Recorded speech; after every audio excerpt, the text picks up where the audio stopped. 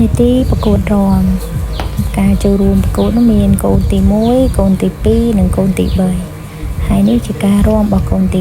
1គឺថាមានក្បាច់មាន style អមជាមួយនឹងការច្រៀងមើលទៅបើឲ្យបន្ទុកអាចថា9លើ